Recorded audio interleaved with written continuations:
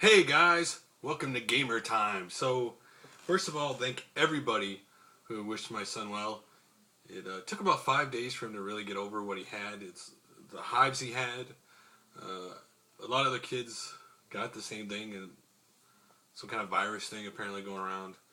Just sucks the first time going through that. You know, the first time as a parent, you see them hives all over their body really fast, and you kind of freak out. But you know, every day it got better and better. And so it eventually went away. It's one of those things where when his medicine wore off, then they started to come back, and as long as he got another dose, it would go away. And now he's fine. So unfortunately, he got cabin fever because he's inside for a certain amount of days. But the last couple of days has been really nice. Been outside like 4 hours a day doing. Well, I've been doing a bunch of yard work. He's been playing. You know, picking up leaves, pulling out weeds. It's almost like winter never happened with animals and plants. The plants are like almost like where they left off. The animals, I've already seen two butterflies, a hawk, already a bumblebee already. It's almost like winter never happened. I gotta cut my grass this week, which I'm not totally excited about, but hey, it's one of those things that happens. So you're wondering why this looks a little bit better than my normal camera. Well, this little device here comes with the story. So about a month ago, my wife was charging her cell phone, and she went to go pull it out of the charger, and she pulled the charger guts out of her cell phone. Well, luckily we use the same cell phone, so basically we would just swap out batteries, and I'd charge her battery, put it back into her phone. Of course, she likes to talk a lot, so it lasted about a day and a half. And anyway, I don't know, about 4 or 5 days ago, charging my cell phone in my car, and working on it, doing work on my car, and I bent the charger inside my cell phone, and I couldn't charge my phone anymore. Inside the phone was charge part was broken, so we had to do something. So my wife went to the AT&T store, since that's who we have our contract with. And one of the great catches that cell phone company has today is you can upgrade your phone after a certain amount of time, but if you upgrade it, we add 2 years onto your contract. Or whatever each carrier does. They all have some kind of catch, right? So she found a pay-as-you-go phone because in September we were originally going to trade, upgrade both of our phones at the same time and get smartphones. But she got a pay-as-you-go phone, like $40 pay-as-you-go phone, to last her through September. And she called me and says, "You need to get out here right now on Saturday." She goes, "If you want an iPhone." So I go, "Okay, I'll go check out what she's talking about." And they had an iPhone 3G for 99 cents. Now you're saying, that's a great price. Why didn't you get an iPhone 4? Because I don't have that much money to spend on an iPhone 4. And I'm not really one of those people like, I have to have the latest, greatest thing. Though, I was thinking about a Galaxy in September because the Galaxies do look kind of cool to me. But the catch is, the protection plan for it's $100 because it's an Apple phone. I love the AT&T guy because he's like, "Yeah, because it's an Apple phone, like he hates Apple." I go, "Do you realize Apple's the only reason why anybody's walking into your store?" You know how many people I saw come in there that Saturday while we're waiting for him to do everything to look at the iPad 3?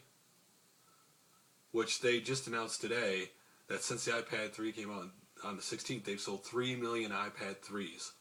3 times as many as iPad 2. Now, this is the first time they have allowed pre-orders for this time around, so I'll get to more Apple in a little bit here. So, I got the protection plan because when you have a kid, you need one. My wife's cell phone before this got destroyed because I was in the bathroom one day. She got a phone call. My son comes in and goes, "Here, Dad, Mommy's got a call." And he threw it at me, and it went through my hands, and I did one of those, "No!" Right as it hit the edge of the toilet, broke open into, the battery and everything broke open and fell in the toilet. Put it back together within 15 minutes and slowly just fizzed to death and died.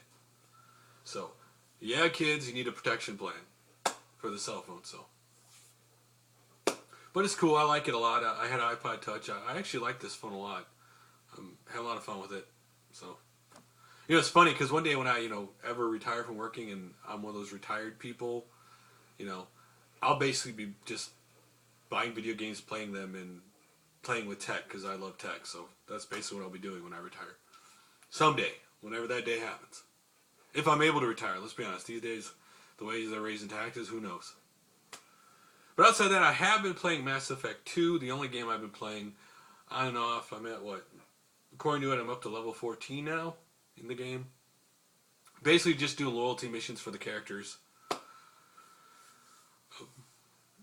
I know I've heard people not happy about Mass Effect 3's ending, but what do you want? Not every story is a happy ending, right? I mean, Mass Effect is about sacrifice, and I know not everybody makes it to the end of 3, and to me it's only fitting. But people are upset.